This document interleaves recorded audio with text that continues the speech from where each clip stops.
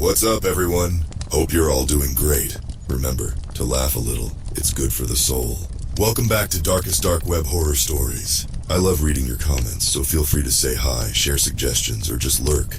Don't forget to show your support by liking the video and subscribing if you haven't already. And with that said, enjoy the stories.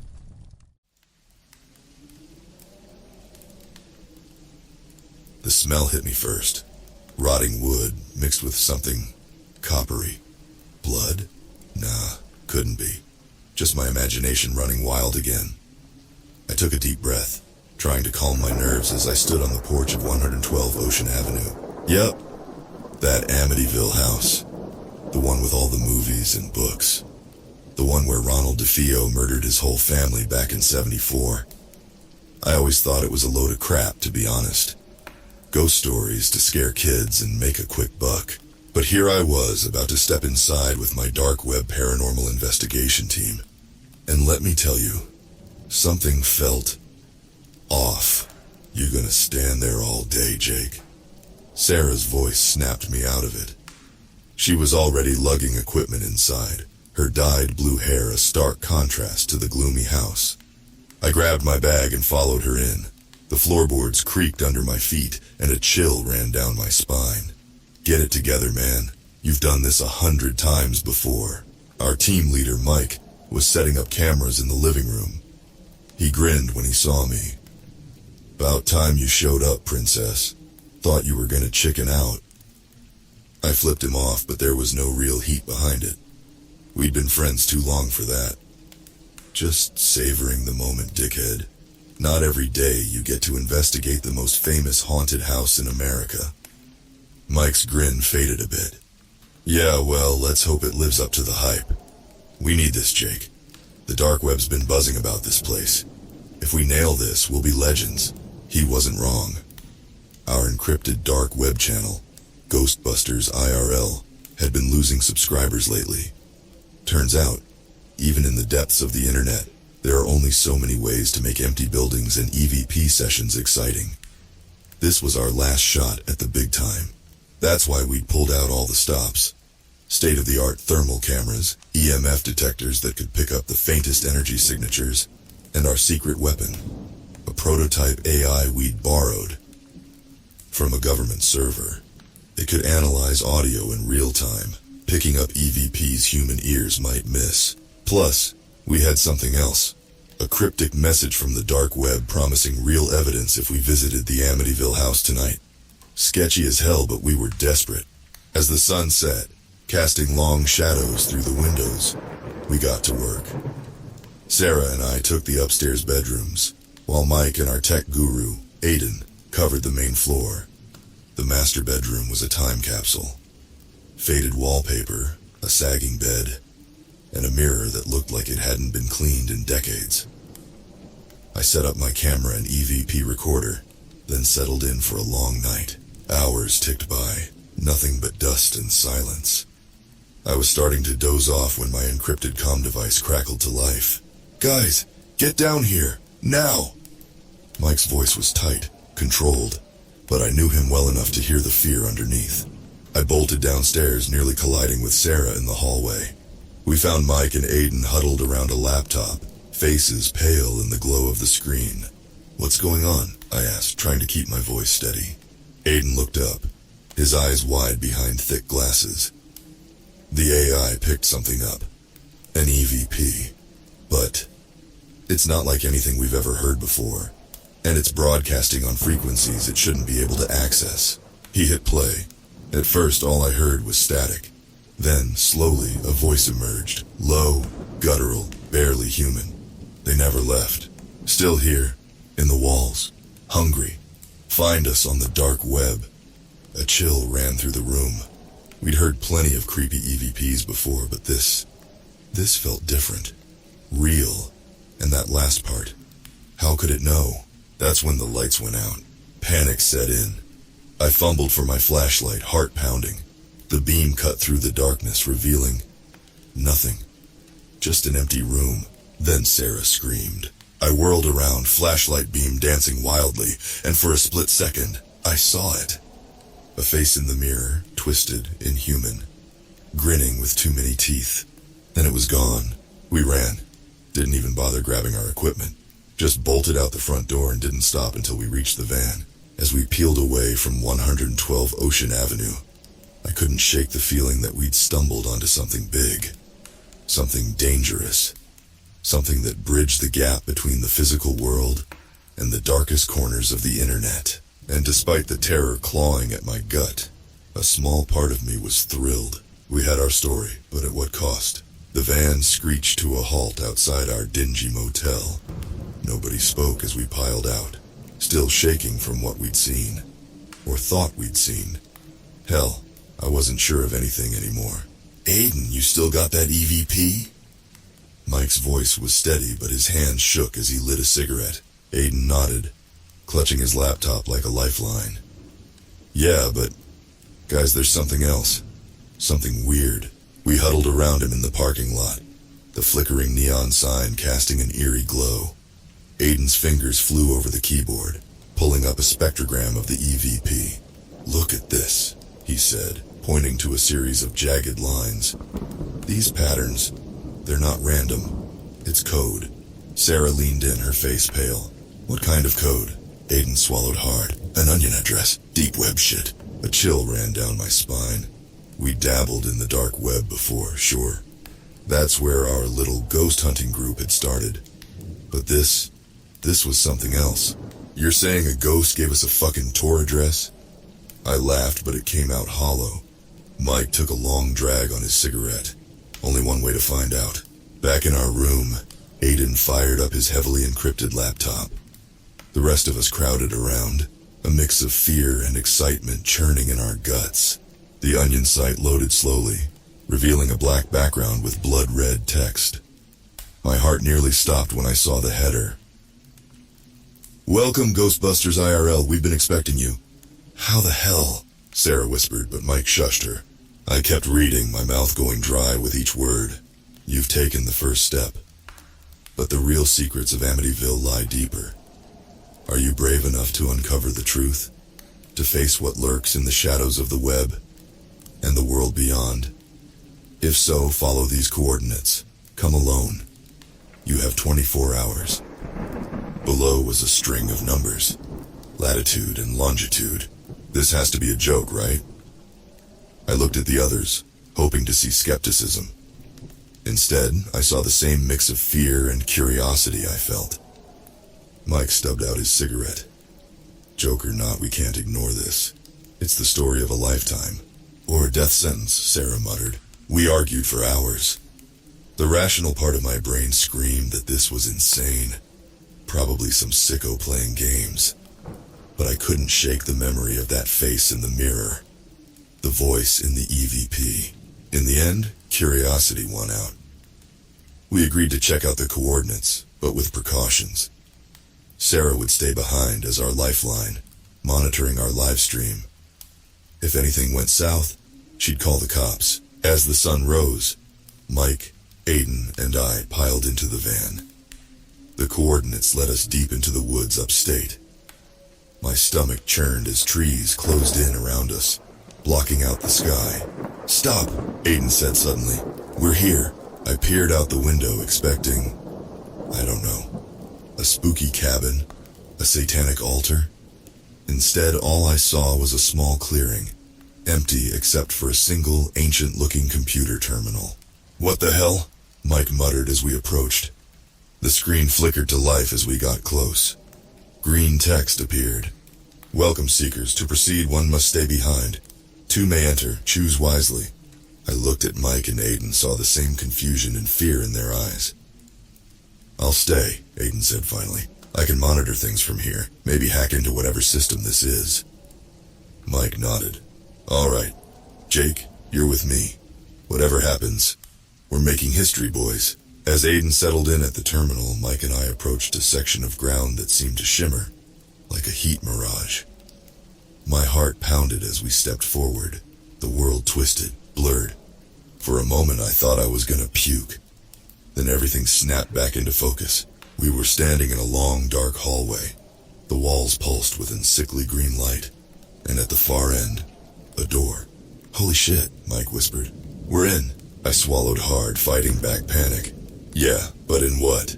As we took our first steps down that nightmare hallway, I couldn't shake the feeling that we'd crossed a line, that we were about to uncover secrets meant to stay buried, and somewhere, in the depths of the dark web and whatever hellish place we'd entered, something was waiting for us. The hallway seemed to stretch on forever.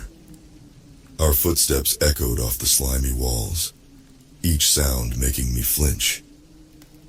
I kept expecting something to jump out at us, but the silence was almost worse. You getting all this? I whispered to Mike, nodding at the camera on his chest. He nodded, eyes wide. Every second. If we make it out of here, this footage is gonna blow up the channel. If we make it out, the thought made my stomach churn. Finally, we reached the door. It was old, wood-rotted and warped. Symbols were carved into its surface. Things I'd never seen before. They made my eyes hurt just looking at them. Mike reached for the handle, then hesitated. You ready for this?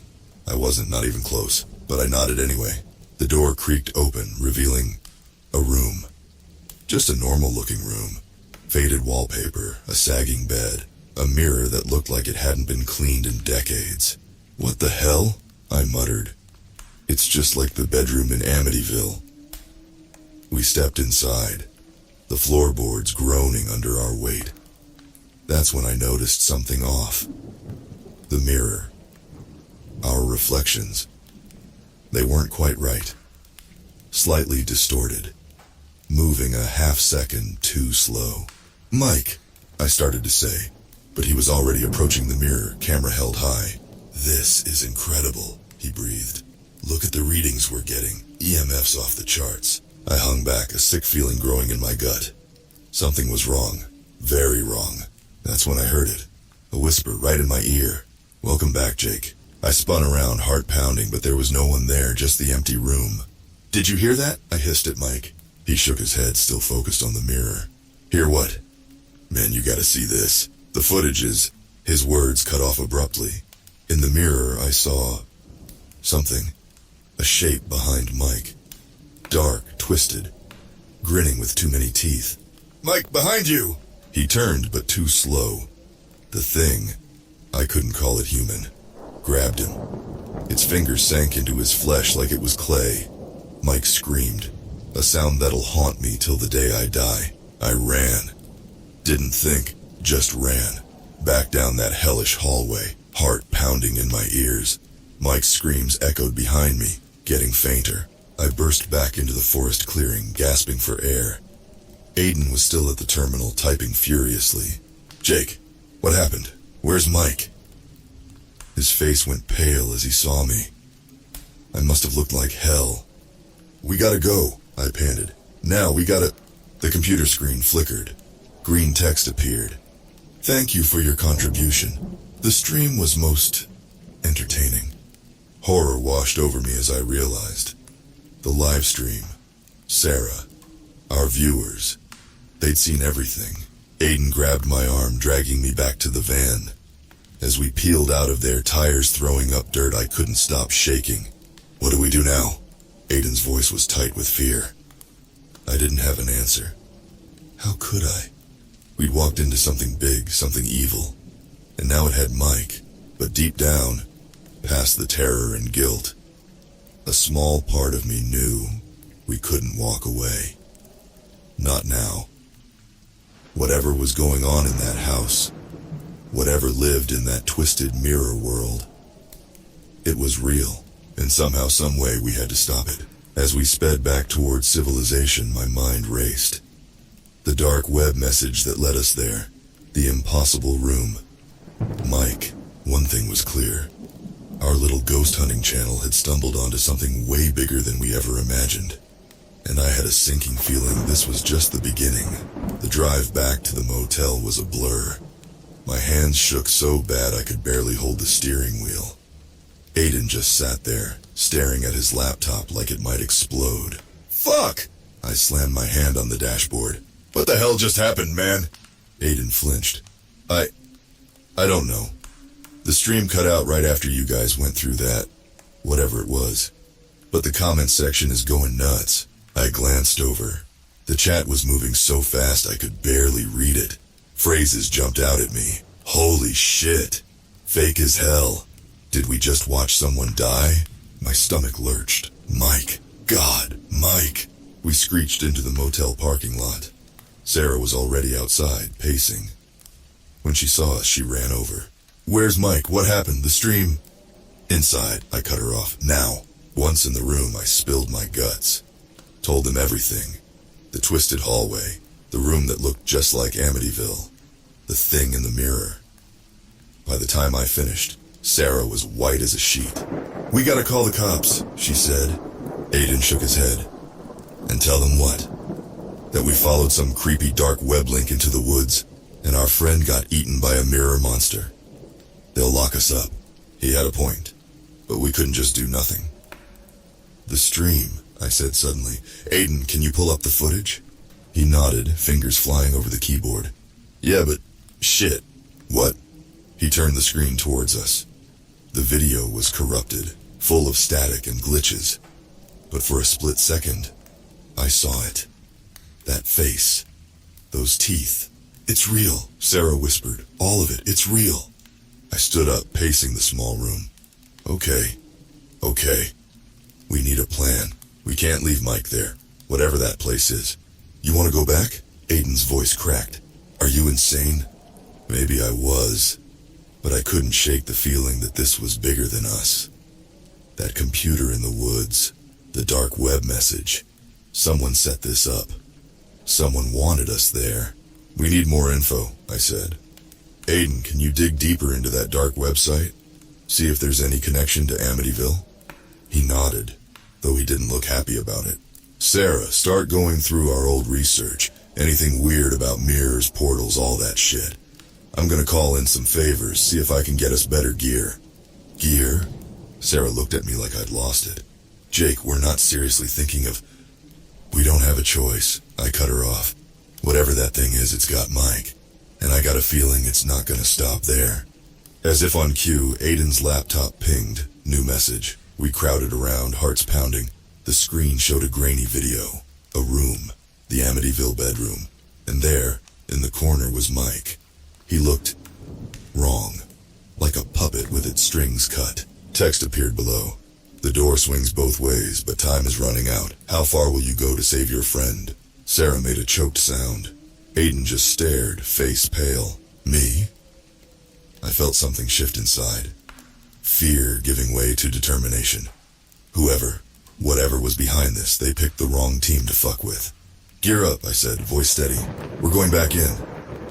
As Aiden and Sarah scrambled to get ready, I couldn't shake a nagging thought. This all started with Amityville. Maybe that's where we'd find answers. I pulled out my phone, dialing a number I swore I'd never use again. Hey, it's Jake. Yeah, I know it's been a while. Listen, how fast can you get us into the real Amityville house? Whatever hell we'd stumbled into, whatever nightmares waited on the other side of that mirror. One thing was clear. The real investigation was just beginning. And God help whatever took Mike, 'cause we were coming for them. All of them. The real Amityville house loomed before us, a hulking shadow against the night sky. My old contact Eddie had come through big time. Not only did he get us in, he hooked us up with some serious ghost hunting tech.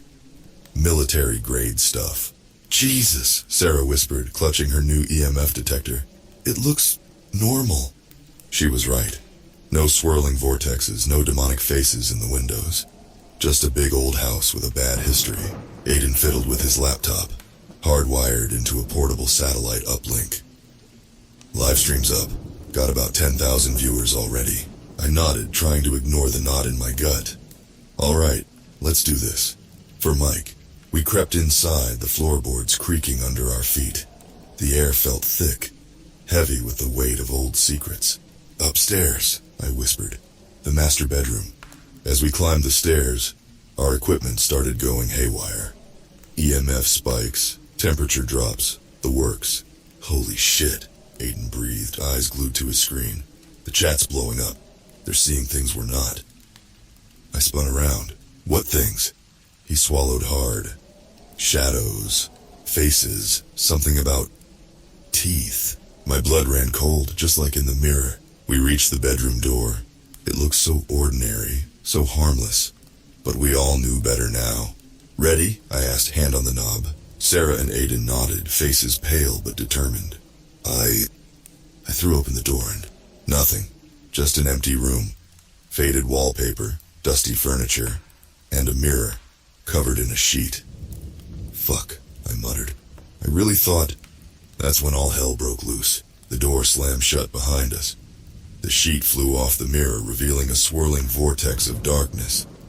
And through it stepped Mike. But it wasn't Mike. Not really. His eyes were black pits, his smile too wide, filled with needle-sharp teeth. "Welcome back," Not Mike said, voice like grinding glass. "We've been waiting for you." Sarah screamed. Aiden fumbled with his camera. "Me?" I just stood there paralyzed. Not Mike's grin widened impossibly. "Oh, the things we're going to show you. The secrets of Amityville. Of the web between worlds. You wanted proof of the supernatural? Well, here it is." He lunged at us, fingers elongating into claws. I snapped out of it, shoving Sarah and Aiden behind me. "Run!" I yelled, grabbing the nearest weapon, an old lamp, and swinging it at Not Mike's head. It connected with a sickening crunch, but he barely flinched, just kept coming, laughing that awful, grinding laugh. We bolted for the door, but it wouldn't budge. Not Mike advanced, slow and deliberate, toying with us. "The dark web," Aiden said suddenly. "Jake, the message. It said the door swings both ways." I got it instantly. The mirror. Our only way out was through. "Guys," I said, backing up towards the swirling vortex. "On 3, we jump. 1. Not Mike lunged. 2. Sarah grabbed my hand, squeezing tight. 3. We leapt into the mirror just as Not Mike's claws slashed the air where we'd been. Falling. Tumbling through impossible space. Flashes of other worlds, other Amityvilles. Screaming faces in the void. Then, suddenly, solid ground. We crashed onto a cold, hard floor. Groaning, I looked up. We were back in that twisted hallway. But something was different. The walls pulsed faster, the sickly light brighter. "Guys," I croaked. "Everyone okay?" Sarah nodded, helping Aiden to his feet. His laptop was fried, but the camera on his chest was still blinking, still streaming. A laugh echoed down the hallway. Not Mike's voice, but multiplied. Like a dozen of him speaking at once. "Did you really think it would be that easy?" The voice boomed. "You're in our world now, and we have such sights to show you." The hallway stretched before us, doors appearing on either side. Each one, I knew, led to another nightmare. Another truth about Amityville. About the dark web. About the thing wearing Mike's face. "What do we do?" Sarah whispered, voice shaking. I took a deep breath, squaring my shoulders. "We find the real Mike. We find a way to stop this thing. And we get the hell out of here." As we took our first steps down that nightmare corridor, I couldn't shake one terrifying thought. What if we were already too late? The hallway seemed endless. Doors lined both sides, each one pulsing with that sickly green light. Whispers echoed around us, just on the edge of hearing. I caught snippets, promises, threats, secrets that made my skin crawl. "Jake," Sarah hissed, gripping my arm. "Look." She pointed to one of the doors. Unlike the others, this one was slightly ajar, and beyond it, movement. "Could be a trap," Aiden muttered, but he was already inching towards it. I nodded. "Probably is, but it's our only lead." Heart pounding, I pushed the door open. The room beyond was wrong.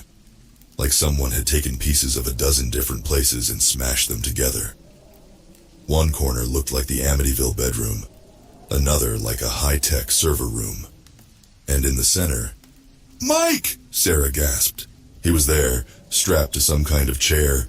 Wires and tubes ran from his body to a massive, pulsing thing. Part computer, part flesh. It throbbed with an unholy light. Mike's eyes fluttered open. "Guys, is that... Run! You gotta run!" Too late. The door slammed shut behind us, and there, emerging from the shadows, was not Mike. But he wasn't alone. Figures stepped out of the darkness, twisted versions of ourselves, of other people, all with those black eyes, those two wide grins. "Welcome," Not Mike said, spreading his arms, "to the heart of the web." I stepped forward, trying to keep my voice steady. "What the hell is this place? What are you?" Not Mike's grin widened. "We are the collectors, gatherers of secrets, feeders on fear. And you, my friends, have given us such a feast." He gestured to the pulsing machine.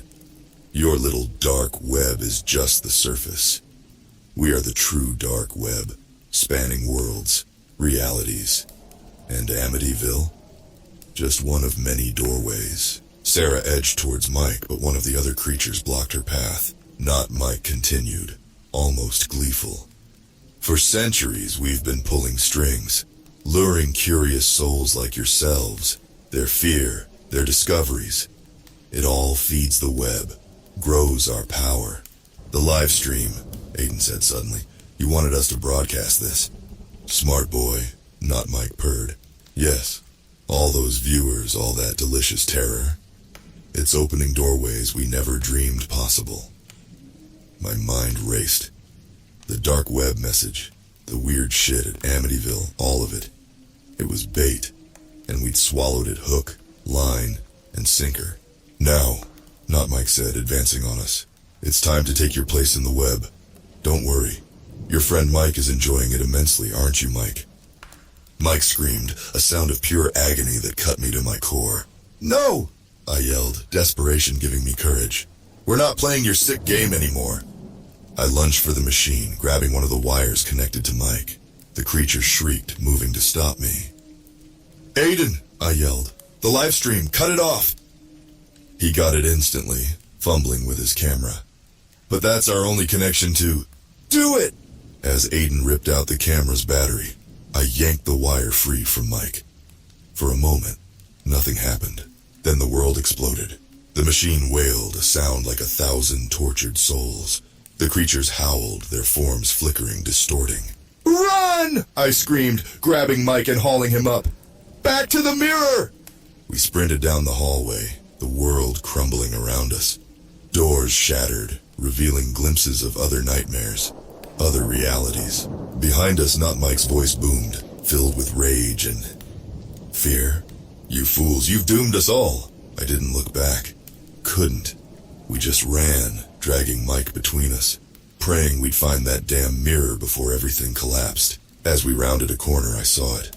The bedroom, the mirror, our way out. "There!" I yelled. We dove for the mirror just as the hallway behind us disintegrated into nothingness. For a moment, that sickening sensation of falling through void, then silence. We crashed onto the floor of the real Amityville bedroom. The mirror behind us shattered, raining glass. For a long moment, we just lay there, gasping for breath. Mike groaned, slowly coming to. Did we make it?" Sarah whispered. I looked around. The room was trashed but normal. No pulsing lights, no nightmare creatures. Just an old, empty house. "Yeah," I said, hardly believing it myself. "I think we did." But as I helped the others to their feet, a chill ran down my spine. We'd stopped the collectors, sure, closed their doorway, but something told me this was far from over. The dark web, the real one, was still out there. And who knew what other horrors were lurking, waiting for someone to stumble upon them. As we stumbled out of the Amityville house, I couldn't shake one last terrifying thought. What if we just made things worse? The next few days were a blur. We holed up in a cheap motel, jumping at every shadow, flinching at every unexpected noise. Mike was in rough shape, physically okay, but his eyes, they'd seen things no one should have to see. Aiden's gear was fried, but he managed to salvage some of the footage. Enough to prove we weren't crazy. Not that we were eager to share it with the world. "What do we do now?" Sarah asked on the third night, her voice hollow. I looked around at my team, my friends. We'd been through hell together, literally. We could walk away, I said. Try to forget. Go back to our normal lives. Mike snorted. Normal? After what we've seen? Fat chance. He was right. There was no going back. Not really. Aiden cleared his throat. Guys, there's something you need to see. He turned his laptop towards us. The screen showed a forum. Dark web shit. All black background and red text. My stomach churned as I read the title. Amityville incident. Doorway closed. New opportunities arise. It's like this all over the dark web, Aiden said, scrolling through posts. Whatever we did shutting down that heart of the web thing, it's caused a power vacuum, and a lot of very nasty people, or things, are looking to fill it. Sarah leaned in, brow furrowed. Are they talking about us? Aiden nodded. Some are. Calling us heroes, others saying we doomed humanity. But most are talking about replicating what happened. Finding new doorways. A chill ran down my spine. We'd closed one door, but how many others were out there? We can't let that happen, Mike said, his voice stronger than it had been in days. We can't let anyone else go through what we did. I looked at him surprised. What are you saying? He met my gaze, a familiar fire in his eyes. I'm saying we fight back. We use what we've learned. We find these doorways, these collectors, and we shut them down. Part of me wanted to argue, to say it was too dangerous, that we'd already been through enough. But deep down, I knew he was right. It won't be easy, I said. We'll be going up against things most people don't even believe exist. Monsters, sure, but also humans. Cult leaders, dark web freaks, people willing to do anything for power. Sarah grabbed my hand. We've already faced the worst and came out alive. Together we can handle anything. Aiden nodded, a grim smile on his face. Besides, someone's got to do it. Might as well be the idiots who stumbled into this mess in the first place. I looked around at my team, my friends. We were battered, scarred, changed forever by what we'd seen. But we were alive, and we had a chance to make a difference. All right, I said, feeling a weight lift off my shoulders. Let's do this. Ghostbusters IRL is officially under new management. We're not just hunting ghosts anymore. We're hunting doorways, collectors, anything that threatens our world. As we huddled around Aiden's laptop, planning our next move, I couldn't help but smile. Yeah, we were in for a world of hurt. Yeah, we'd probably die horribly, but at least we'd go out fighting, and who knows? Maybe, just maybe, we'd save the world in the process. But first things first, we had a dark web to clean up, and a lot of nasty sons of bitches to send back to whatever hell they crawled out of. Game on, you collector bastards. This time we're ready for you.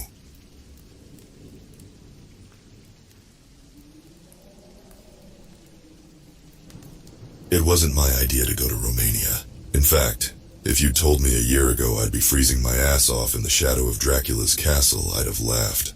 But here I was, standing in front of an old hotel nestled in the Carpathian Mountains, cursing the decision that brought me here. Blame it on Ethan. He's always the one with these crazy ideas. It'll be fun, he said. We'll get some cool photos for Instagram, he promised. Yeah, right. As we stepped off the creaky tour bus, the driver, an old man with eyes too sharp for his age, warned us. Stay inside after dark. The mountains here, they are not safe at night. I shrugged it off, thinking it was just another way to hype up the tourist experience. Dracula this, Dracula that. I mean, come on. A vampire? Please. Our group of 6, Ethan, Claire, Marco, Jess, Maria, and me, were typical city slickers. We booked a week's stay at this supposedly haunted hotel near Castle Brand. Honestly, I wasn't interested in vampires, folklore, or anything spooky. But Ethan, he lived for it. Marco and Jess were just along for the party. Claire was always taking pictures, like she was crafting some kind of aesthetic masterpiece, and Maria didn't want to be here at all. She had a bad feeling from the start. Y'all, this place is giving me the creeps, Maria whispered, as we dragged our bags into the dimly lit lobby. The walls were draped in heavy red velvet curtains, gold chandeliers hung above us, casting long shadows on the ancient wooden floorboards. Every step we took echoed like the place was hollow beneath us. I could see why the hotel was cheap. The floors creaked, the walls looked like they hadn't been cleaned in decades, and the staff, well, there was only one. A lanky guy in a black suit who barely spoke above a whisper. "Welcome. Dinner at 8.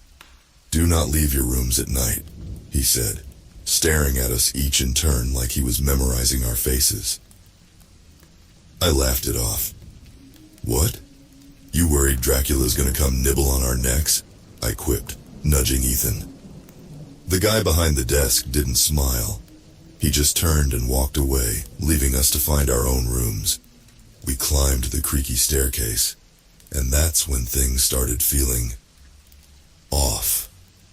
The air grew colder, and it wasn't just the mountain chill. It was like the walls were watching us. The hallway stretched far too long, the end barely visible in the dim light. It was as if the building itself was breathing, its wooden frame shifting with our movements. "Okay, I swear this place is haunted," Claire whispered, her eyes darting around. She had her phone out, taking pictures like she always did. Flash after flash lit up the hall, and each time I thought I saw something out of the corner of my eye. Something moving. "I'm telling you, man, it's just an old building," Ethan muttered. But even he didn't sound so sure anymore. We reached our rooms and dumped our bags. I was relieved to be alone, but not for long. The night had just begun, and soon I'd regret ever setting foot in this godforsaken place. It started small. Just a low creaking from the ceiling above, like footsteps. Then, a soft, dragging sound, almost like something heavy was being pulled across the floor. I told myself it was the old pipes, or maybe the wind whistling through the ancient wood. But then, I heard something that chilled me to the bone. A whisper, faint but clear. "Leave now." I froze, heart pounding in my chest. My eyes darted to the door. Was someone out there? I cracked it open, peeking into the hallway. Empty, but then from the far end of the hall I saw it. A figure tall and thin, standing perfectly still, watching me. I slammed the door shut, breathing heavily. What the hell had I just seen? I lay in bed, my mind racing. What the hell was that thing in the hallway? I wanted to believe it was just my imagination, but I knew better. The figure had been there, standing like a goddamn statue, staring straight at me. My heart pounded in my chest, each beat loud in the eerie silence of the room. I grabbed my phone, trying to text Ethan, but there was no signal. Of course. Great. Stuck in the middle of nowhere with a creepy-ass hotel and no way to call for help. Perfect. After what felt like an eternity, I finally drifted into a restless sleep. My dreams were filled with shadowy figures and whispers I couldn't understand. Every time I turned, they were closer, their bony hands reaching out to pull me into the dark. I woke up drenched in sweat, heart racing. The room was freezing, way colder than it had any right to be. I checked the window, locked, no draft. Yet I could see my breath fogging up in front of me. That's when I heard it again. The dragging sound. Slow. Methodical. It was coming from right outside my door. I sat up, ears straining. The sound got closer, like something was being dragged across the floor. My hand hovered over the doorknob, shaking. Then a loud thud followed by a faint, wet squelch. The smell hit me next. Metallic. Coppery. Blood. I backed away from the door, heart pounding in my chest. Every survival instinct I had screamed at me to stay put, to lock the door, to hide. But instead, like a fucking idiot, I reached for the doorknob. Slowly, I twisted it, opening the door just a crack. The hallway was dark, except for a flickering light at the far end. But that wasn't what caught my attention. There was something on the floor. I squinted, trying to make it out. Then it hit me, a pool of blood, slowly seeping toward my door. My throat tightened, a scream building up inside me, but then I saw it. Or him, I should say. Marco. He was lying in the middle of the hallway, his body twisted in an unnatural angle, like he'd been thrown from a great height. His head, Jesus Christ, his head was almost completely severed, just barely hanging on by a strip of flesh. I staggered back, bile rising in my throat. I hadn't even heard a scream. How the hell had this happened? My hands were shaking so bad I could barely shut the door, but I did. And then I locked it. Twice, I backed up against the bed, my mind racing.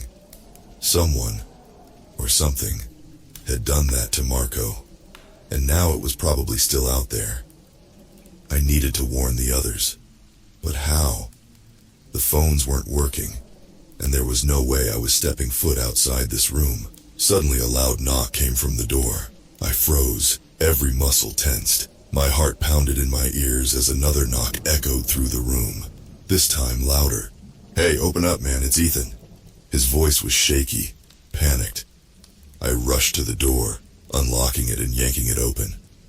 Ethan practically fell into the room, his face pale, sweat dripping down his forehead. He was breathing hard, like he'd been running for his life. You saw him, right?" Ethan panted, his eyes wide. "You saw Marco?" I nodded, swallowing the lump in my throat. "What the hell happened, Ethan? What the fuck is going on?" He shook his head, glancing nervously at the door as if expecting something to burst in any second. "I don't know, man. One minute we were all talking in the lobby and then I heard something. I turned around and Marco was just gone. We found him upstairs, just lying there like someone had. Jesus, man, I don't know. We need to get out of here. Now." I grabbed my jacket, adrenaline pumping through my veins. We had to leave before whatever had killed Marco came for us. But just as we turned to open the door, the lights flickered and went out, plunging us into complete darkness. Total darkness swallowed the room. My breath hitched, and I could hear Ethan muttering curses under his breath, his voice trembling. My fingers fumbled to pull out my phone, using the dim light from the screen to slice through the pitch black. It wasn't much, but it was enough to see Ethan's wide, terrified eyes reflecting back at me. "We need to move, man.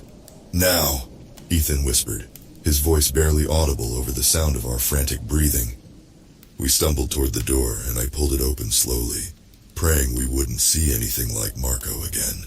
The hallway was still, quiet, but a thick, nauseating smell lingered in the air. Blood and decay. My phone's flashlight wasn't enough to see far, but what I could see made my stomach churn. The walls, they were smeared with something dark. Blood, thick streaks of it, as though someone, or something, had dragged a body across them. "We have to find the others," I said, trying to steady my voice, but I was shaking hard. "Claire, Jess, Maria, we have to make sure they're okay."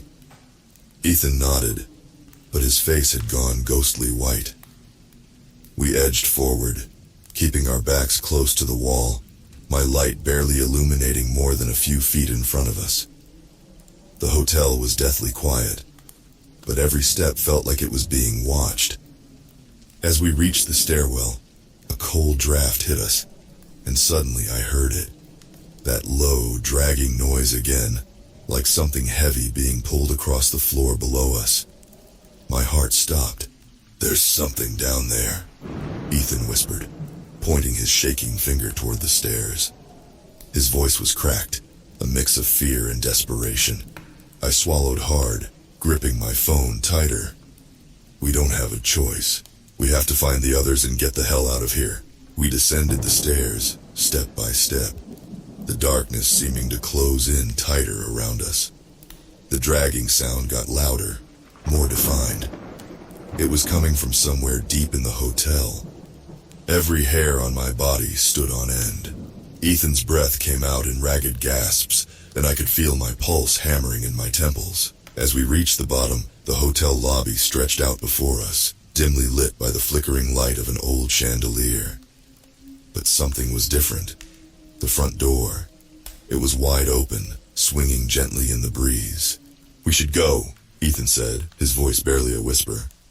"We should just fucking leave." But something stopped me. A noise. A soft, wet squelch, like footsteps through mud. I turned toward the sound and felt my stomach lurch. In the far corner of the room near the reception desk, something was moving. It was hunched over, its back turned to us, but I could see it was dragging something. A limp body.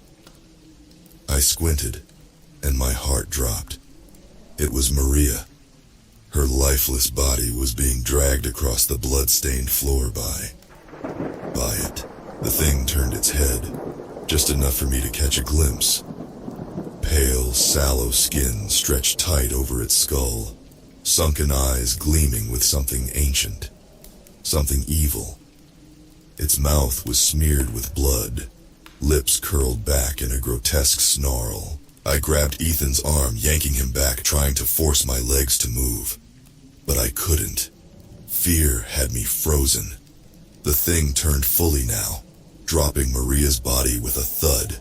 It stood, towering, its long arms hanging unnaturally low, bony fingers twitching. And then it smiled. A sickening, twisted smile that chilled me to the bone. That's when I noticed the walls behind it. They were covered in writing. Words scrawled in blood, frantic, messy letters that stretched across the entire room. The dead walk, the living suffer, no escape. "Fuck!" Ethan hissed, snapping me out of my paralysis. "Run!" We bolted. The thing lunged after us, its guttural snarl echoing through the lobby.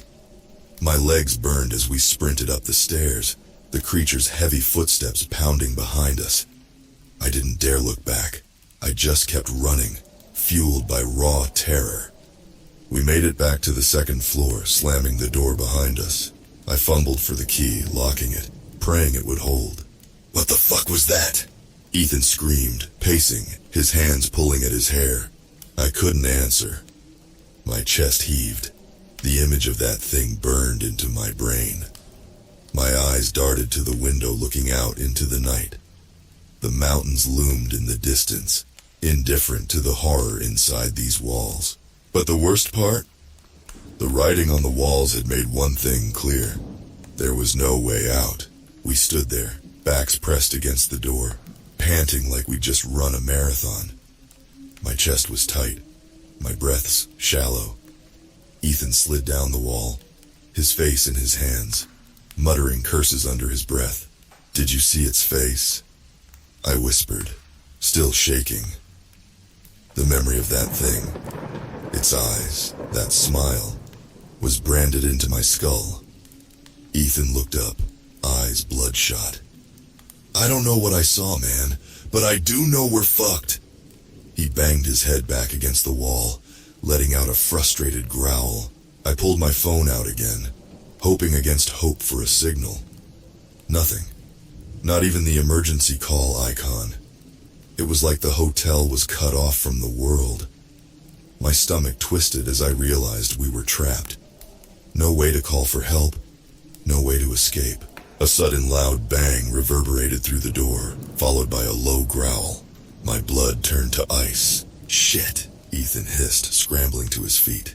I backed away from the door, heart hammering in my chest. Whatever was on the other side wasn't going to stop. It was coming for us. "Is there another way out?" I asked, trying to keep my voice steady. Ethan shook his head. "We tried the front door, remember? It just led us deeper into this nightmare." My mind raced, searching for an answer. There had to be another exit. There had to be something we could do. Then I remembered. The old fire escape. I had seen it when we first arrived, hidden behind a cluster of trees at the back of the hotel. It had looked rusty as hell, but right now it was our best shot. "Come on," I said, grabbing Ethan's arm. "We need to head for the fire escape."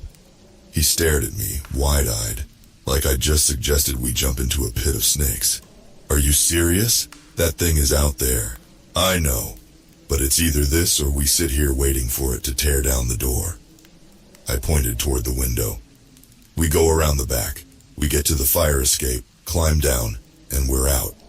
Ethan hesitated, but the sound of another loud bang against the door seemed to make up his mind.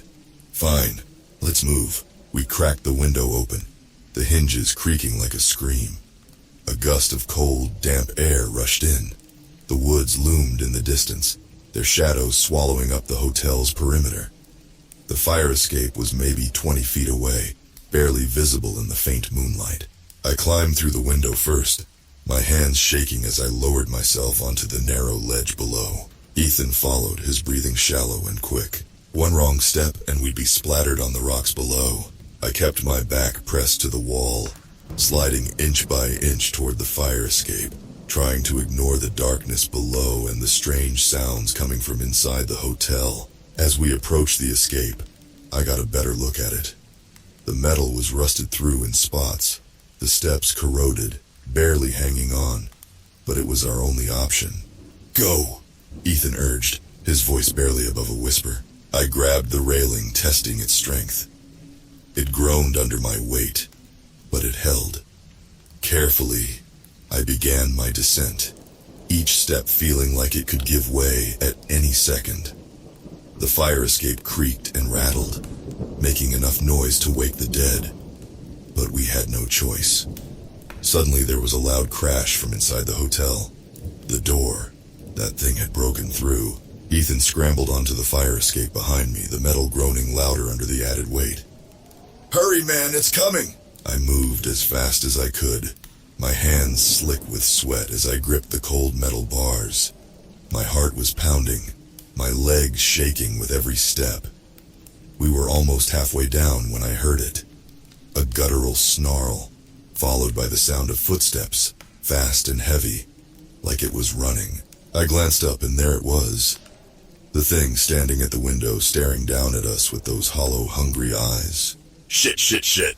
I scrambled faster, nearly slipping on one of the steps. The creature climbed through the window, moving with unnatural speed.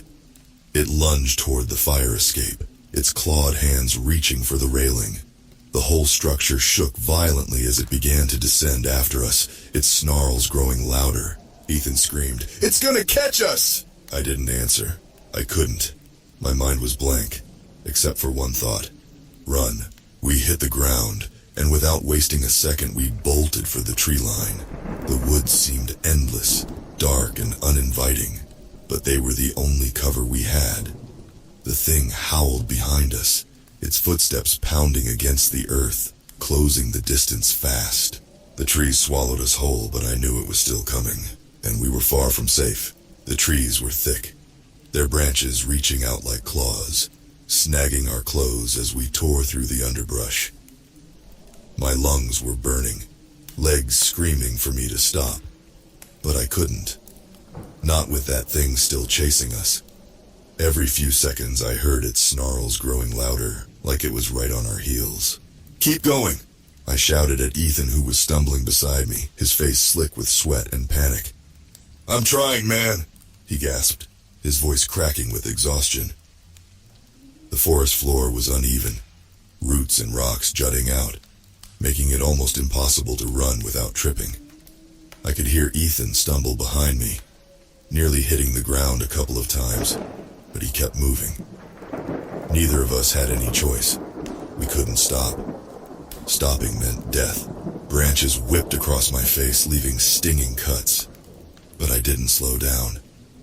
Every breath felt like it was setting my lungs on fire. The cold air stung my throat, but I welcomed it. It meant I was still alive. For now. Where the hell are we going? Ethan panted, glancing back over his shoulder. I don't know! I yelled back, pushing forward, my body running on pure adrenaline. Just away! But even as I said it, I knew we were running blind. The woods stretched out in all directions, endless and dark, swallowing everything. No path, no landmarks, no clue where we were heading. It felt like we were running in circles. Worse, it felt like the woods themselves were alive, shifting and twisting to keep us trapped. The thing behind us growled again, a deep guttural noise that rattled through the trees. It was closer now, much closer, I can't keep going. Ethan's voice broke into a sob. His pace slowed and he grabbed my arm, pulling me to a stop. I spun around, gripping him by the shoulders. You have to, man. We'll die if we stop. I can't. Ethan gasped, doubling over, his hands on his knees. He was drenched in sweat, his face pale as a ghost. I could hear it now, the heavy, thudding footsteps. The sound of branches snapping, something large moving fast through the woods. It was coming. Fast. Ethan, move! I screamed, shaking him, my voice frantic. But before I could drag him forward, the trees around us went deathly silent. The footsteps stopped. Everything, the wind, the sounds of the forest, just stopped. I froze, my blood turning to ice. Ethan's head snapped up, his eyes wide with terror. We both listened, but there was nothing. Just dead silence. What the hell? Ethan whispered. Then from somewhere behind us came a low, wheezing breath. My heart slammed against my ribs as I slowly turned around. Standing at the edge of the clearing, maybe 50 feet away, was the creature. It was hunched over, its body contorted, impossibly tall and thin, its skin pale and sagging like a corpse. Its eyes glowed in the darkness, hollow and hungry, watching us. And that smile, that horrific blood-stained smile, stretched impossibly wide across its face. Ethan took a step back, his whole body trembling. We can't outrun that. I didn't know what to say. He was right.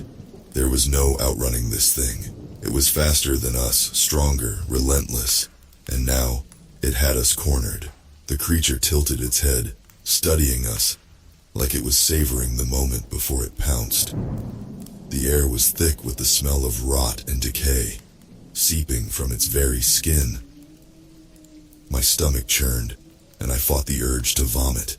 We need to find something, I whispered, scanning the area. A weapon, anything. Ethan let out a low, hysterical laugh. What are we gonna do? Hit it with a fucking stick? My hands clenched into fists, my mind racing, grasping at any plan, any hope. But there was nothing.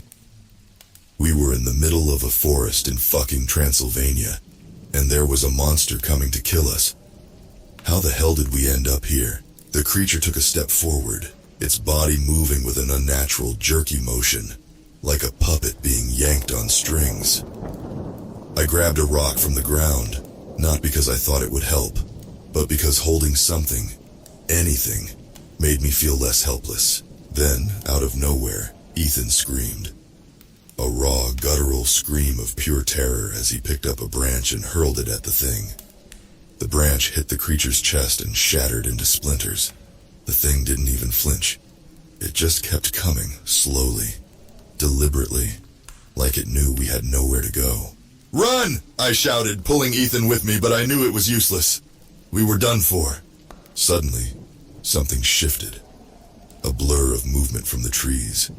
A figure darted out from the shadows, tackling the creature to the ground. The thing screeched, an ear-splitting, inhuman noise that shook the forest. I couldn't believe what I was seeing. Someone, or something, was fighting it. We didn't wait to see the outcome. We took our chance and ran, deeper into the woods, as the sounds of battle echoed behind us. But I knew one thing for sure. We weren't alone anymore. We ran blindly through the trees, not knowing where the hell we were going, but driven by sheer terror. I could still hear the thing shrieking behind us, its screech cutting through the night like broken glass. My legs were jelly, my body begging me to stop, but I couldn't. Not until we were far away from that nightmare. Ethan was barely keeping up. His breath was ragged, and he kept stumbling over roots and rocks. Who the fuck was that? He gasped. I don't know, I said, not daring to slow down. My heart was still pounding in my ears, my mind racing. Whoever or whatever had jumped that creature back there had saved our asses. But for how long? We kept running until we burst into a small clearing. I bent over, hands on my knees, sucking in deep gulps of cold air. My chest burned like someone had set it on fire. Ethan collapsed beside me, lying flat on the ground, his face turned to the sky. We're gonna die out here, aren't we? He muttered between gasps. No, I said, though I wasn't sure I believed it. We just need to. Keep moving. Find a way out of these woods. As soon as the words left my mouth, I heard it, a soft rustling behind us. I whipped around, ready to bolt again, but froze when I saw the figure standing at the edge of the clearing. It was the man from before. He looked human, but something about him wasn't right. His movements were too fluid, too controlled, and his eyes, they didn't look natural. They glowed faintly, reflecting the pale moonlight in a way that no human eyes should. Ethan scrambled to his feet, backing away slowly. "Who the hell are you?" he demanded, his voice shaking. The man didn't answer right away. He just stared at us, his head tilted slightly, like he was assessing whether we were worth saving or not. "You're lucky," he said finally, his voice low and gravelly. "That thing would have ripped you apart if I hadn't intervened." Ethan snorted, still keeping his distance. "Yeah, well, thanks for the rescue, man, but what the fuck is going on here? What the hell is that thing?" The stranger stepped closer, and I noticed he was covered in dirt and grime, like he'd been out here for days. His clothes were torn and bloody, but the blood wasn't his. "You've wandered into something you can't understand," he said. "That thing, it's been hunting in these woods for centuries. You're just its latest prey." I swallowed hard, trying to make sense of what he was saying. "You mean Dracula?" The man laughed, a dry, humorless sound. "Dracula's just a story, but the thing that inspired the legend, that's real. It's always been real." My stomach twisted into knots. This was insane. We'd come here to chase the myth, to walk in the footsteps of old horror stories, and now we were living one.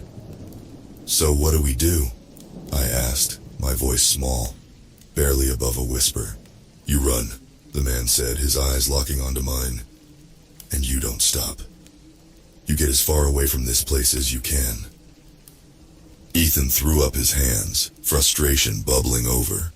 "Great, just great. Run where exactly? We're in the middle of the fucking woods. No signal, no nothing. How do we even get out of here?" The man narrowed his eyes. "There's a path. Hidden. But it's there. I can show you the way. But you need to trust me." I glanced at Ethan, who was shaking his head in disbelief. But what choice did we have? Stay here and die, or follow this stranger who just saved us from a literal monster?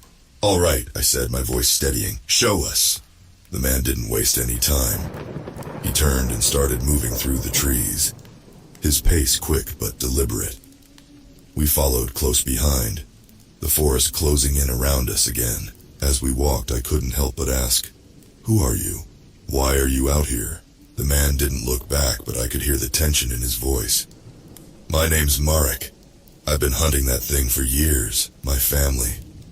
They died because of it." Ethan and I exchanged a look, but neither of us said anything. Marek's voice was cold, devoid of emotion, like he'd recited the story so many times it had lost all feeling. He continued, "It kills anyone who comes too close. Tourists, locals, doesn't matter. It lures them in, like moths to a flame." "So why hasn't anyone stopped it?" I asked. Marek snorted. "You can't stop it. You can only survive, if you're lucky." I shivered, a cold sweat trickling down my spine. The deeper we went into the forest, the more I felt like something was watching us. Every rustle, every creak of the branches made my skin crawl. Marek seemed to sense it too. "We're close," he muttered, picking up the pace. "Just a little further." But before we could reach the safety of wherever he was leading us, the air around us changed. It grew thick, oppressive, like the forest itself was alive and angry. Marek stopped dead in his tracks, his body tensing. Ethan stepped forward, confused. "What is it?" Marek didn't answer. His eyes darted to the darkness surrounding us, his breathing shallow. Then, from the shadows came a voice. deep, raspy, and all too familiar. Leaving so soon? We turned, and there it was. The creature, standing in the middle of the path, its eyes glowing, its smile stretching impossibly wide. There was no more running. The creature stood before us, its grotesque form illuminated by the faint moonlight filtering through the trees. It looked even more monstrous up close, a twisted nightmare brought to life. My heart raced as panic surged through me, making it hard to breathe. It was right there, blocking our escape, and there was nowhere left to run. Marek's body tensed beside me. "Stay behind me," he hissed, positioning himself between us and the creature. "It's not just hunting you, it's hunting me too." Ethan's voice trembled as he whispered, "What the hell do we do now?" "Now we fight," Marek growled, pulling out a long, gleaming knife that seemed out of place against the dark woods. "I've prepared for this. I've trained for years." I felt a mix of terror and a strange surge of hope. Maybe this man really could help us. Maybe there was a chance we could escape this nightmare. But as the creature took a step forward, its movements graceful and predatory, that hope quickly faded.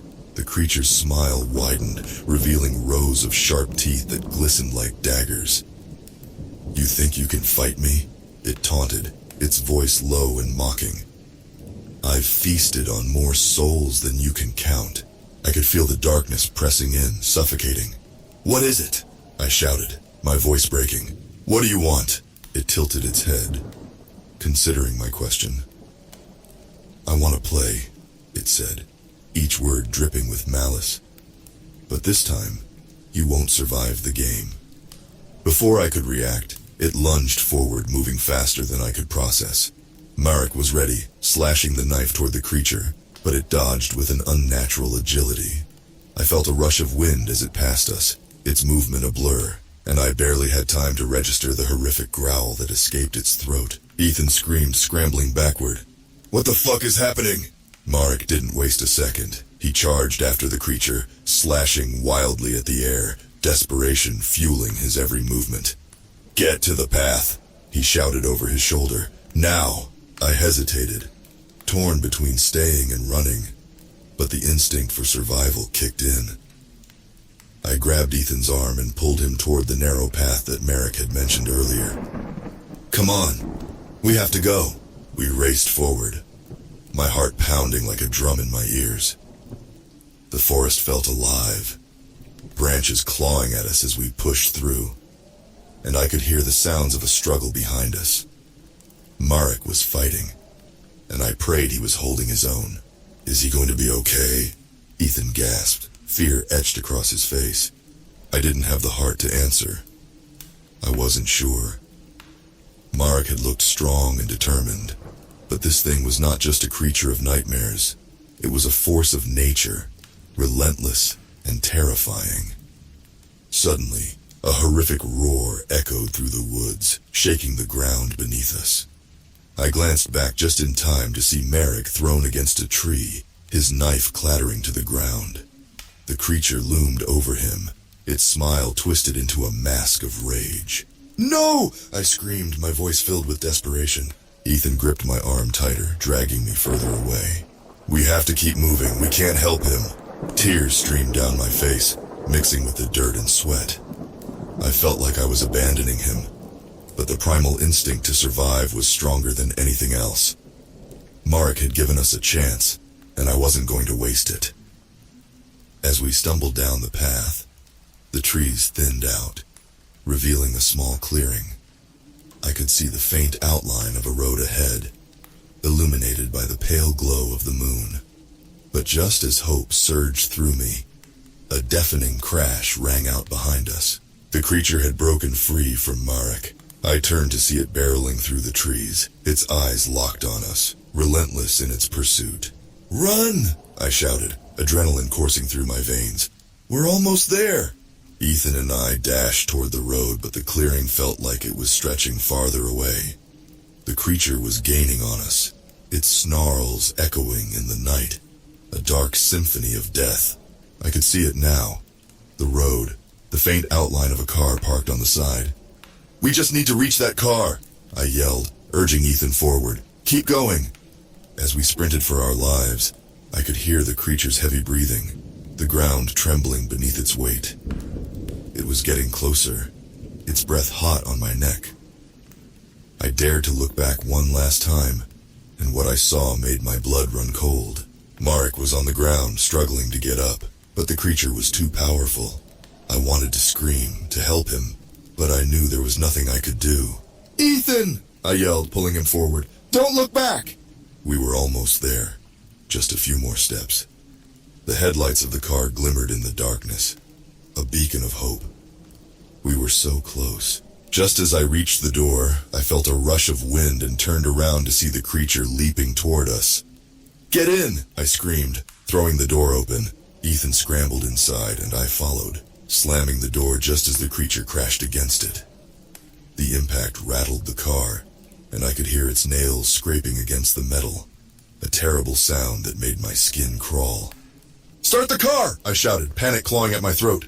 Ethan fumbled with the keys, his hands shaking. "I can't do it," I screamed, fear flooding my voice. Finally, the engine roared to life. I slammed the car into gear and hit the gas, feeling the tires spin before they found grip and propelled us down the road. As we raced away from that cursed place, I dared to look back. The creature stood in the middle of the clearing, its silhouette outlined by the moonlight, still and terrifying, as if it were watching us go. I couldn't believe we had survived. But I knew this wasn't over. We had seen things that would haunt us forever, things that defied explanation. The nightmare wasn't just in those woods, it was in our minds. And no matter how far we drove, we could never truly escape. Ethan sank back into the seat, panting heavily. What the hell just happened?" he gasped. I shook my head, still reeling from the adrenaline. "I don't know, but whatever it was, it's not done with us yet." As we drove away from Transylvania, the weight of the night pressed down on us. We had survived, but I couldn't shake the feeling that the darkness was still lurking, waiting for the right moment to strike again. Some legends are meant to stay buried and some nightmares refuse to die, and I knew deep down that this was only the beginning.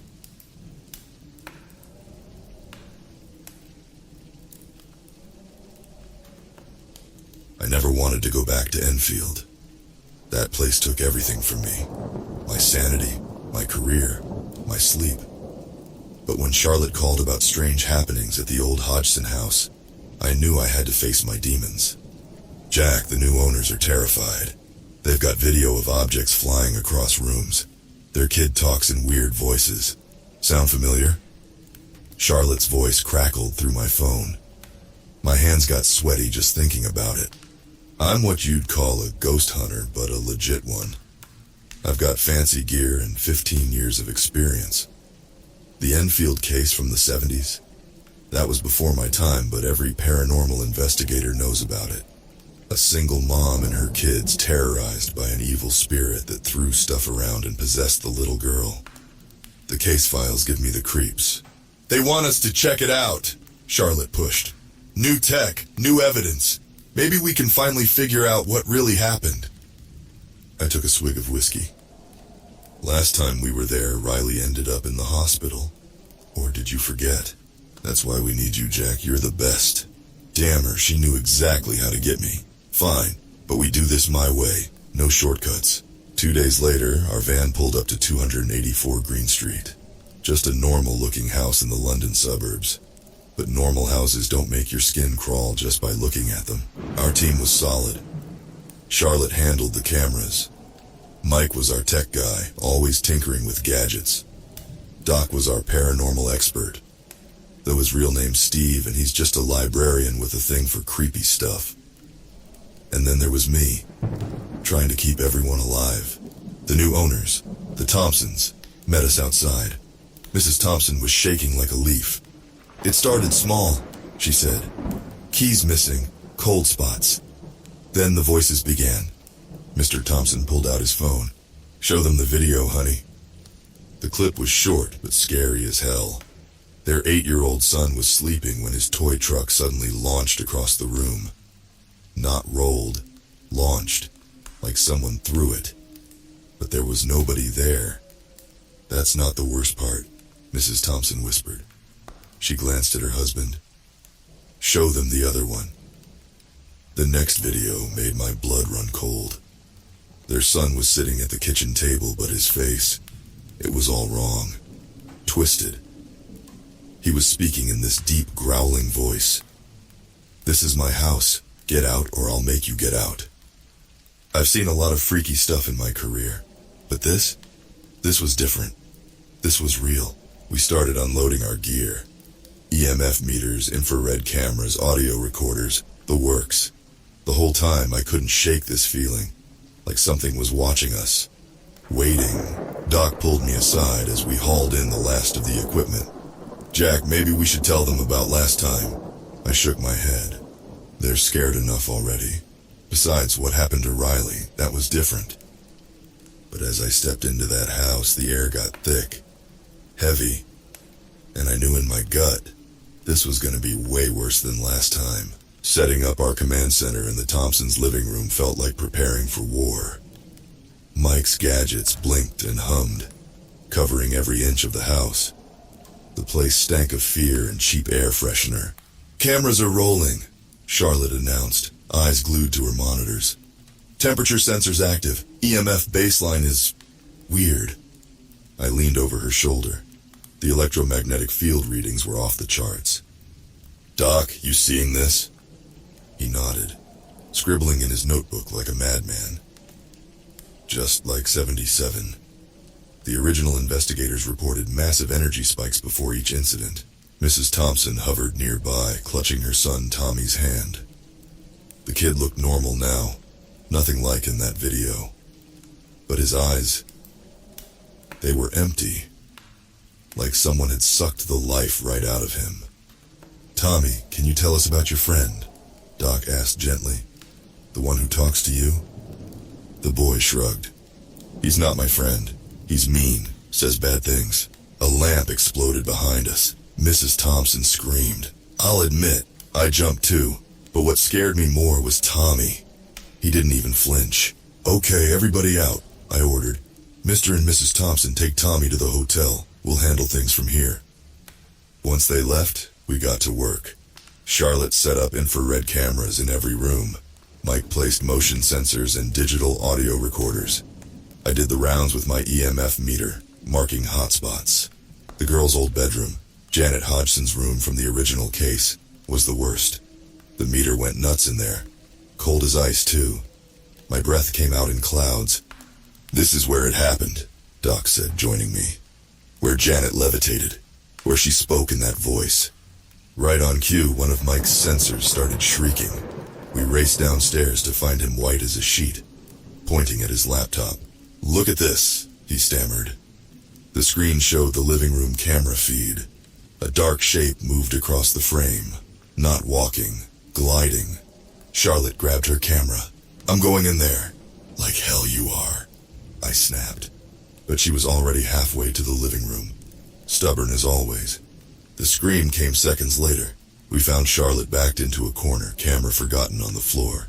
She pointed a shaking finger at the ceiling. There was a man up there, crawling on the ceiling. I looked up, nothing but shadows. But the EMF meter was going crazy. It gets worse, Mike called from his laptop. Listen to this. He played back the audio from Charlotte's camera. Through the static, a voice. I've been waiting for you, Jack. My name, it knew my damn name. That's when the lights went out, all of them. Even our battery-powered equipment died. In the pitch black, something brushed against my neck. Cold fingers. A whisper in my ear. Remember Riley? I swung around, heart pounding. Nothing there. When the lights came back on, we found every piece of furniture in the living room had been stacked, floor to ceiling, perfectly balanced. It would have taken a crew of movers to do it that fast. We were only in the dark for seconds. Holy shit, Charlotte breathed. Doc was already theorizing. The entity's showing off, proving its power. Or trying to scare us off, I said. Mike raised his hand like a school kid. Well, it's working. I vote we get the hell out. But I knew we couldn't. Whatever this thing was, it had the Thompsons' kid in its sights. And it knew me. Knew about Riley.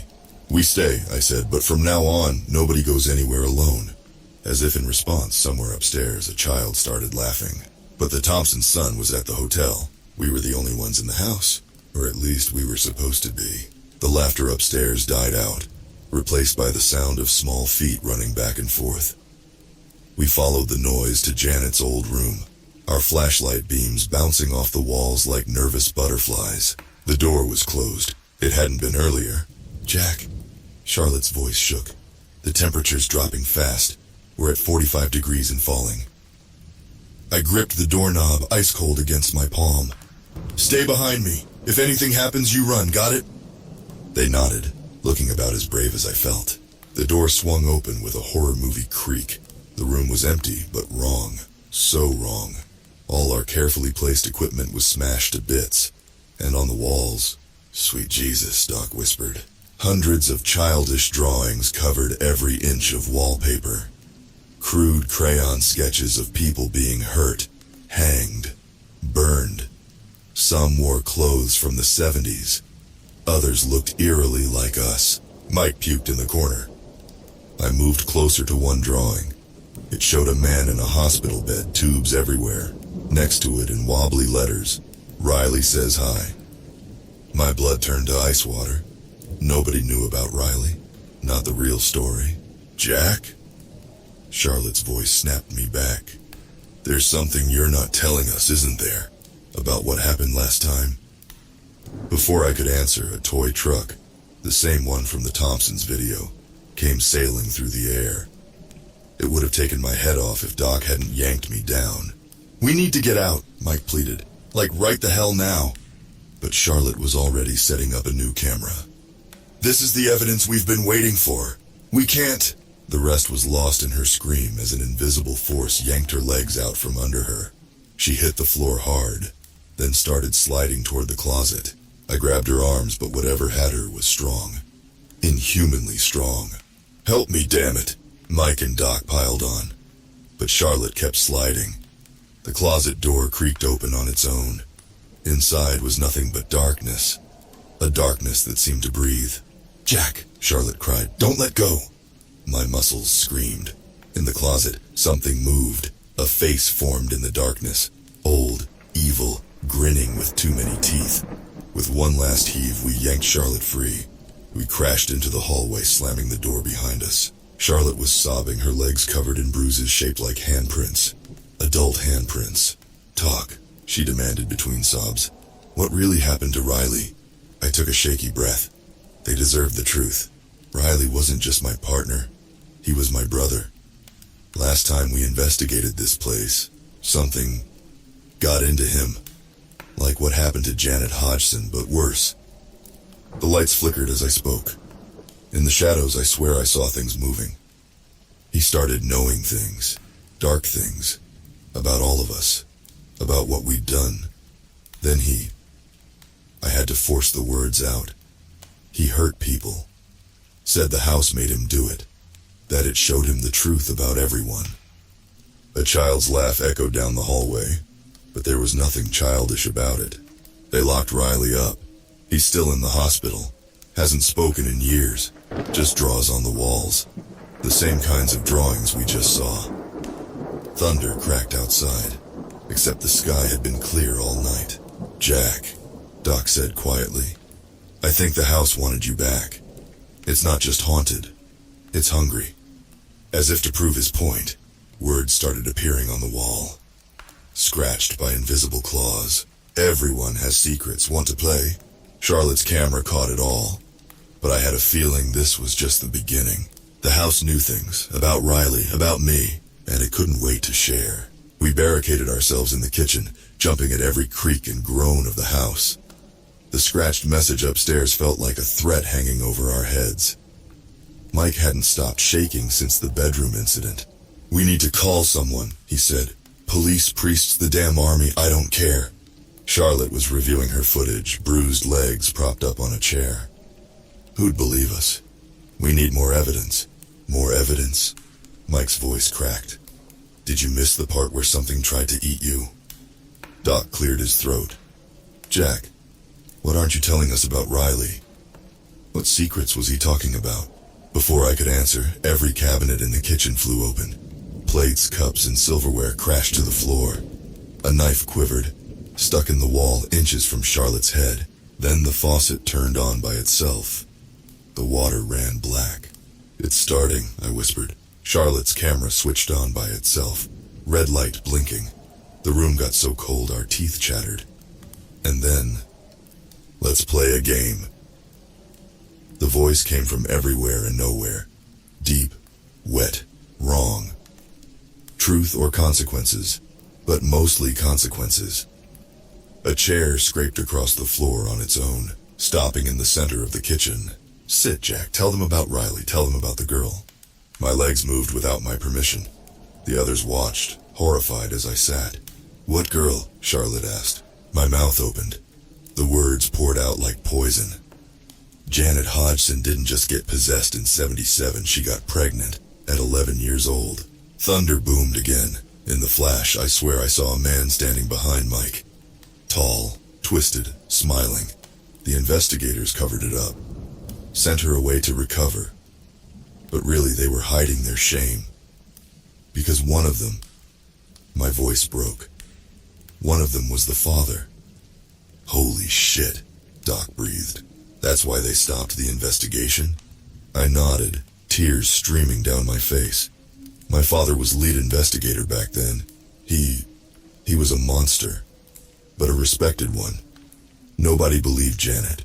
Cabinets started slamming open and shut. The lights strobed. Riley found out.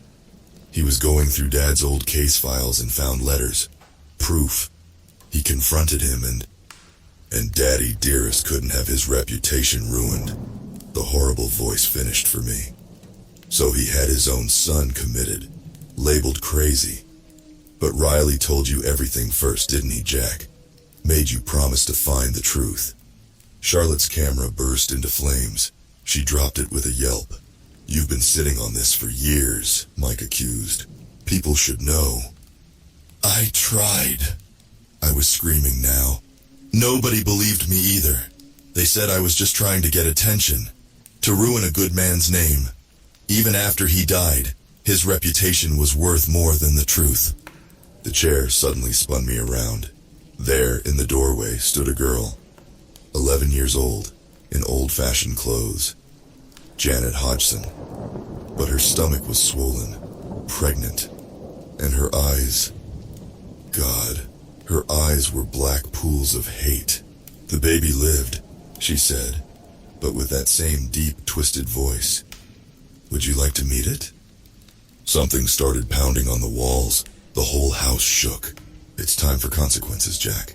You kept secrets too long. Now everyone pays. Mike bolted for the door. It slammed in his face, breaking his nose. Janet, or whatever was wearing her face, smiled. Blood trickled from her eyes. No one leaves until the game is over. As if to prove her point, the windows bricked themselves shut. Literally bricked. Impossibly fast. We were trapped. With her, with it. And the night was far from over. Blood dripped from Mike's broken nose as he staggered back from the door. Doc tried to help him, but an invisible force shoved him away. Charlotte huddled in the corner, hyperventilating. The thing wearing Janet's face stalked toward me, each step leaving wet red footprints on the kitchen tile. Your father liked games too, Jack, it growled. Want to play his favorite? The temperature plummeted. Our breath came out in clouds of ice. All around us, the walls seemed to pulse like a living thing. No, I whispered, please. But the entity wasn't asking. With a wave of Janet's small hand, an old tape recorder materialized on the kitchen table. The kind from the '70s. It started playing by itself. A girl's terrified voice filled the room. Please, Mr. Winters, I don't want to. It hurts. My father's voice answered. Be a good girl, Janet. This is how we get the spirit out. I vomited. The others stared at me, horror and disgust on their faces. Turn it off, Charlotte begged. Just turn it off! The entity smiled with Janet's stolen face. But we're just getting to the good part.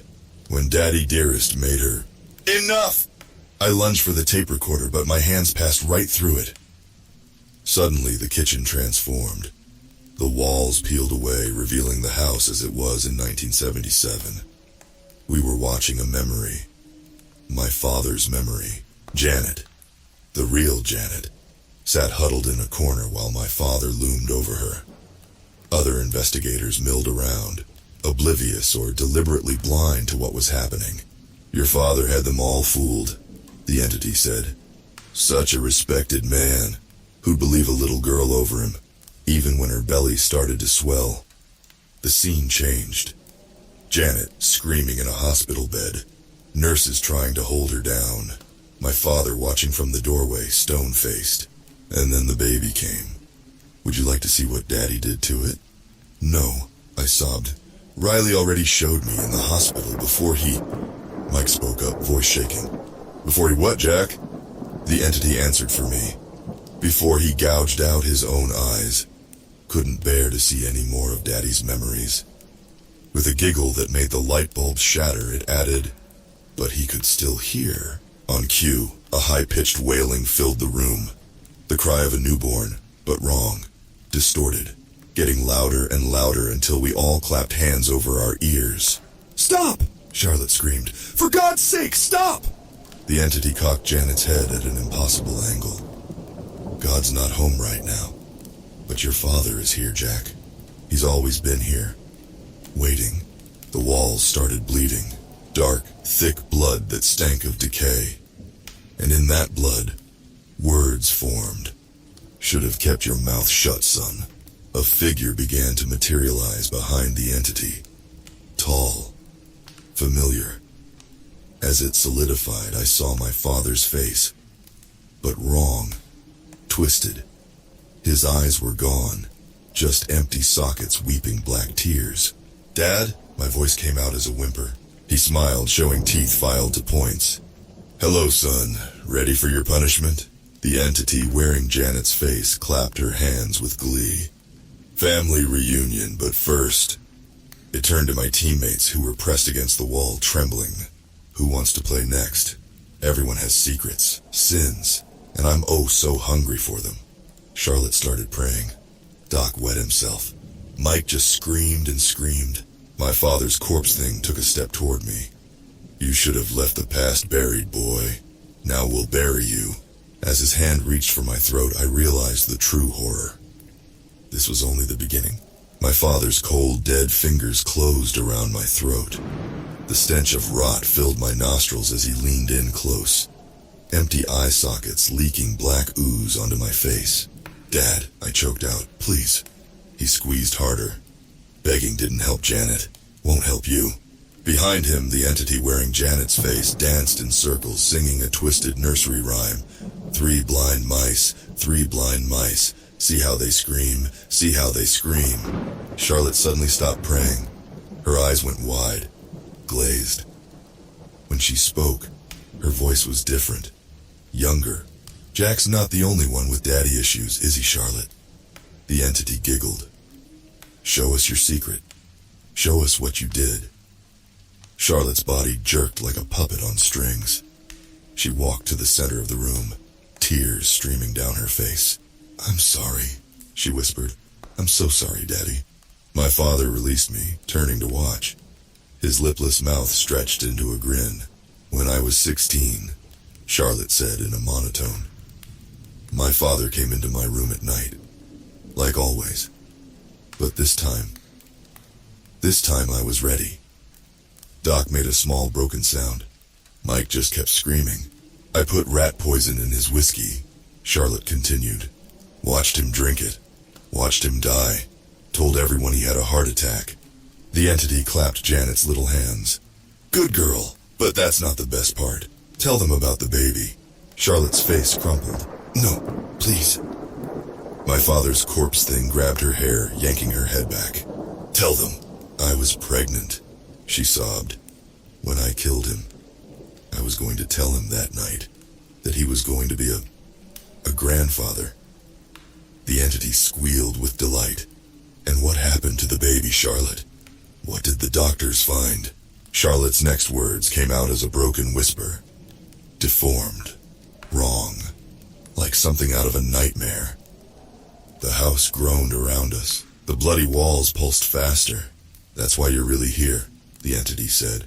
Not to help the Thompsons. You're looking for your baby. The one they took away. The one they said died. A new sound filled the room. The crying of an infant, but distorted. Gurgling. Getting closer. Would you like to meet her, Charlotte? She's been waiting for Mommy.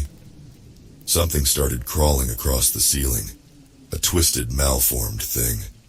Both infant and ancient. It had Charlotte's eyes. Charlotte screamed, not in fear, but recognition. Emma? My Emma? The thing dropped onto her shoulders. They melted into each other, becoming one writhing mass of flesh and bone. Mommy! It gurgled in a voice like drowning. Doc finally broke.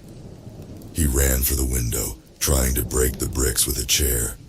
But each brick he managed to dislodge was immediately replaced by raw, red meat that hardened into new stone. Now, my father's corpse chided. No leaving the party early. Michael still hasn't shared his secret. Mike stopped screaming long enough to vomit again.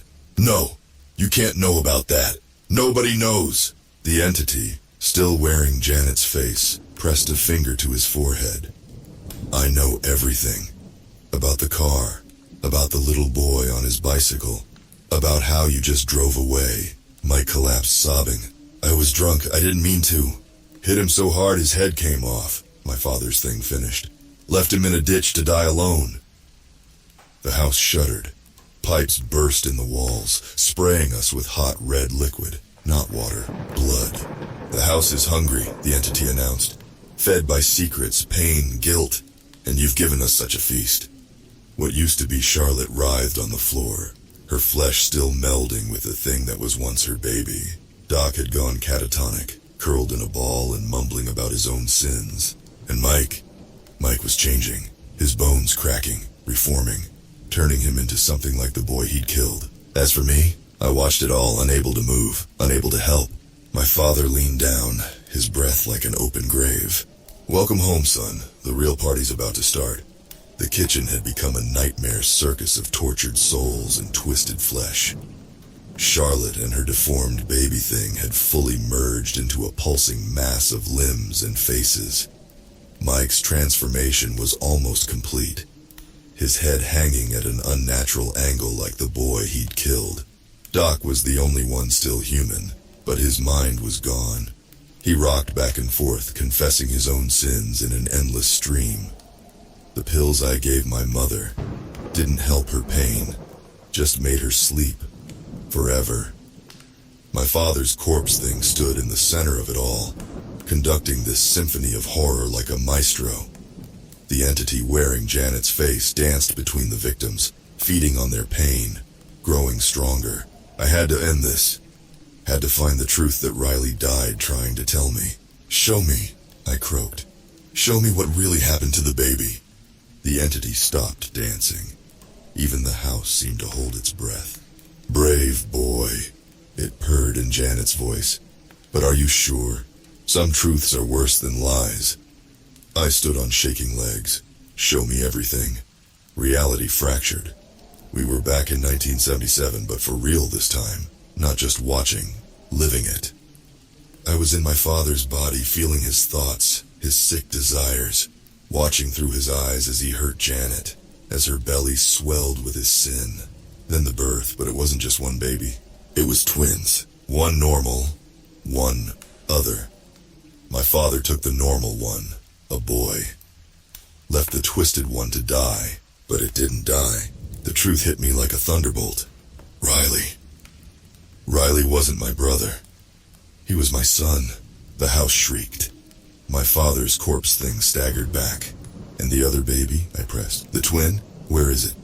The entity's Janet face split in a grin that went all the way around its head. Right here, Daddy. Everything clicked into place. The entity wasn't just wearing Janet's face. It was my child. The twisted twin. Fed on decades of pain and secrets. My father had brought it here. Trapped it in the house. Used its power to torment other victims. feeding it their fear and guilt. "Brother," it said, no longer pretending to be Janet. "Brother, son, shall we play one final game?" I knew what I had to do. Riley had tried to tell me, in his lucid moments. The house's power came from hidden truths, from secrets kept in darkness. I grabbed my father's corpse thing by the throat. No more secrets, no more lies. Light started pouring from my mouth as I spoke the truth. I am Jack Winters, son of a monster, father to twins born of rape. One driven mad by the truth, one twisted by lies. The house wailed. Cracks appeared in the walls, spilling white light instead of blood. I was here that night in 77, a little boy watching, too scared to stop it, but not anymore. My father's thing tried to break free, but I held on. I've carried this guilt for decades, fed you with my shame, but no more. I turned to the entity, my child, my sin made flesh. I'm sorry for everything, but it's time to let go. "No!" it shrieked. "The secrets are mine. The pain is mine." But the truth was a flood now unstoppable. Light blazed from every crack in the house. Charlotte's flesh mass separated, releasing her. Mike's twisted form snapped back to human. Doc stopped rocking, tears of relief on his face. My father's corpse crumbled to ash in my hands, and the entity, my broken, monstrous child, began to fade. "Daddy," it whispered, finally sounding young, afraid. "What happens now?" I held out my arms. "Now we stop hiding, both of us." As we embraced, the house exploded with light, not destroying, cleansing. Decades of secrets and pain burned away. When it was over, we were just 5 broken people on a kitchen floor. But the air was clean, the darkness gone. Outside, the sun was rising. Sometimes the darkest truth is better than the brightest lie. It took me 40 years and a night in hell to learn that. Riley was right. The truth sets you free. But God, the cost, the cost. Until next time, stay safe, stay vigilant, and stay out of the dark. Because the dark is where the monsters live. And I should know I've seen them face to face. This is MM13 signing off. The fight continues. If you like today's tales, don't forget to like and subscribe. MM13. Help MM13 get to 1,000 subscribers.